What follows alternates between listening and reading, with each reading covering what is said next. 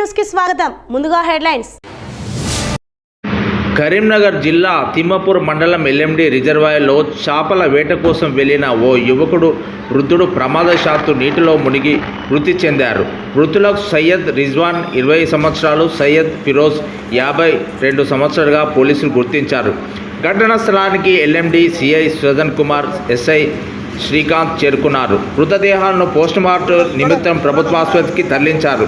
Case నమోదు చేసుకొని దర్యాప్తు చేస్తున్నారు.